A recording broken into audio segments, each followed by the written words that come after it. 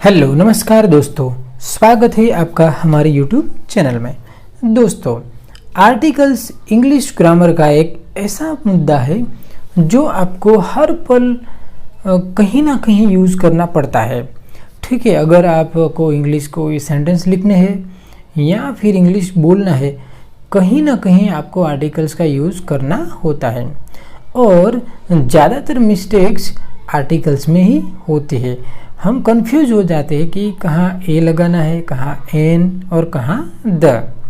तो आज हम वही सीखेंगे कि आपको कभी भी गलती नहीं होगी। बिल्कुल इसी वे में हम आर्टिकल सीखेंगे जो आप हमेशा याद रख पाएंगे। तो चलिए दोस्तों शुरू करते हैं। दोस्तों, आर्टिकल्स क्या है? तो दोस्तों, आर्टिकल्स एक उपपद है। क्या है? उपपद, जो संज्ञा के आगे यूज होता है।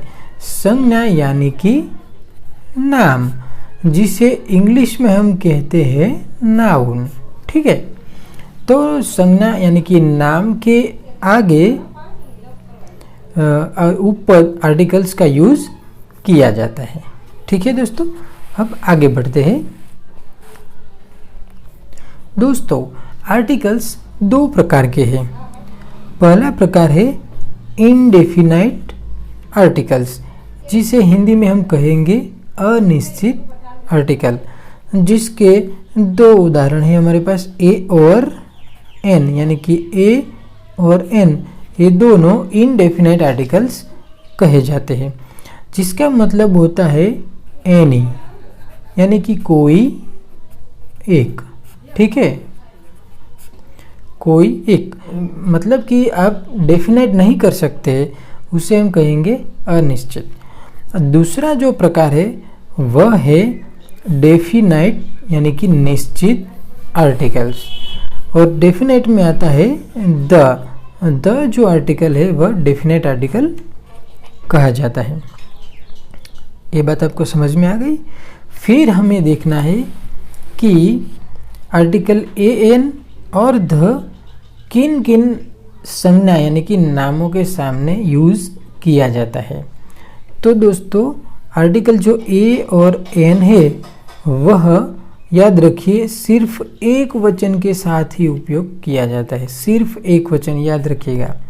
और वह जो नाम है यानी कि जो संज्ञा है वह गणनीय होनी चाहिए, यानी कि आप उसे गिन सकते होंगे। ठीक है, जिसे आप गिन नहीं सकते उसके साथ आप ए के एन नहीं यूज़ कर सकते। जैसे कि वाटर, तो पानी को हम नहीं गिन सकते, तो वहाँ हम यूज़ नहीं कर सकते। लेकिन अगर आप कोई बच्चा है, कोई बालक है, पेन, बुक आदि चीज़ें हम गिन सकते हैं, तो वह गणनीय कहलाती है, वहीं पर हम ए के एन यूज़ कर सकते हैं। ठीक है, आगे बढ़ते हैं। द, तो आर्टिकल द जो है वह एक वचन के साथ, बहुवचन के साथ, यानी कि कोई चीज़ एक है तो भी, एक से ज़्यादा है तो भी, और वह गणनीय है यानी कि आप गिन सकते हैं, और अगणनीय यानी कि आप अगर गिन नहीं सकते, यानी कि द जो है वह सबके साथ आप यूज़ कर सकते हैं। ठीक है, इनडेफिनाइट यानी कि अनिश्चित जो है ए के एन, वह सिर्फ हम एक वचन यानी कि एक नाम के साथ ही यूज़ कर सकते हैं, वह चीज़ एक ही होनी चाहिए। जबकि द है वह आप एक वचन, बहुवचन, गणनीय और अगणनीय सबके साथ यूज़ कर सकते हैं। ठीक है, तो चलिए हम शुरू करते हैं कि कहाँ ए एन हम यूज़ करते हैं और कहाँ द। लेकिन इससे पहले हमें हमारा जो अल्फ़ाबेट है उसमें जो सारे लेटर्स है उसका भी बिल्कुल पता होना चाहिए। तो आपने आगे वीडियो देखी होगी, उसमें हमने स्वर और व्यंजन दोनों को बिल्कुल सरल तरीके से सिखाया है, जिससे कि आपको स्वर और व्यंजन का भेद पता चल जाए और हमेशा के लिए याद रह जाए। ठीक है दोस्तों, यहीं पर ज़्यादा गलती होती है स्वर और व्यंजन को याद रखने में, पहचानने में। ठीक है, तो वह हमने बिल्कुल एकदम इजी तरीके से वीडियो में हमें आपको सिखाया है। ठीक है, तो स्वर कौन कौन से हैं? तो दोस्तों आप देख सकते हैं ए, ई, आई, ओ, यू, यानी कि हमारा जो अल्फ़ाबेट है इंग्लिश का उसमें से 5 स्वर है। ठीक है, और बाकी के जो है बी, डी, सी एट्सेट्रा, यानी कि ये जो 5 स्वर है उसके अलावा जो भी बचते हैं वो 21 यानी कि 21 व्यंजन है। ठीक है दोस्तों, तो ये आपको पता चल जाएगा कि स्वर और व्यंजन किसे कहते हैं। अब आइए हम देखते हैं कि हम आर्टिकल ए और आर्टिकल एन कहाँ यूज़ कर सकते हैं। तो दोस्तों आर्टिकल ए और एन का प्रयोग किन संज्ञाओं के साथ होगा, यही हमारा प्रश्न है और ये हमारा आज का मुद्दा है। तो चलिए दोस्तों शुरुआत करते हैं। आर्टिकल जो ए है वह हम कहाँ यूज़ करेंगे? तो कि ऐसी संज्ञा या ऐसा नाम जो कि एक वचन होना चाहिए, यानी कि एक ही होना चाहिए, फिर वो गणनीय यानी कि हम उसे गिन सकते होंगे, ऐसा नाम हो, उसी के साथ हम आर्टिकल ए का उपयोग करेंगे। दूसरी कंडीशन क्या है कि इसका जो उच्चारण है वह व्यंजन से शुरू होना चाहिए, व्यंजन से शुरू होना चाहिए। ठीक है दोस्तों, यह बात हमेशा आपको याद रखनी है। अब हम इसका एग्जाम्पल देखते हैं। यहाँ एग्जाम्पल है बुक। ठीक है, तो इसका उच्चारण हम जब करते हैं बुक, तो ब यानी कि व्यंजन है। ठीक है, व्यंजन है और ब से इसका उच्चारण शुरू होता है और वह व्यंजन है और वह एक है। दोस्तों यहाँ देखिए आप एस के यस हमने लगाया नहीं है, इसका मतलब यह हुआ कि यह जो नाम है वह एक वचन है। तो इसके साथ हम क्या लगाएंगे? आर्टिकल ए, अ बुक, और या ए बुक आप कह सकते हैं। ठीक है, दूसरा जो एग्जाम्पल है कैट। कैट में भी आप देख सकते हैं सी लिखा हुआ है यहाँ, उसका उच्चारण कैट होता है, यानी कि क। तो क भी क्या है दोस्तों? व्यंजन है और यह भी एक वचन है, यहाँ की इसका मतलब यहाँ एस के एस नहीं लगाया है हमने, तो एक वचन और उच्चारण व्यंजन से। तो यहाँ भी हम रखेंगे क्या? Article a. ठीक है, बिल्कुल इजी है, सिर्फ आपको यही बात याद रखनी है कि एक वचन होना चाहिए, हम गिन सकते होंगे और उसका उच्चारण व्यंजन से होना चाहिए। ठीक है, लेकिन दोस्तों कुछ नाम ऐसे होते हैं जो अपवाद है। ठीक है, जो जिसका शुरुआत आप देख सकते हैं स्वर से हो रही है। किन से? यहाँ आप देख सकते हैं व्यंजन से हो रही है, लेकिन आगे आपने देखा ना, यहाँ व्यंजन से हो रही है, लेकिन यहाँ जो है वह स्वर से शुरुआत हो रही है। तो यहाँ हम क्या यूज़ करेंगे? तो आप कंफ्यूज मत होइए, इसका उच्चारण क्या होता है? यूनिवर्सिटी होता है। ठीक है, इसका उच्चारण क्या होता है? यूनिवर्सिटी, यानी कि य से होता है। हालांकि यहाँ स्पेलिंग जो है वह यू है और आपको पता है कि यू तो स्वर है।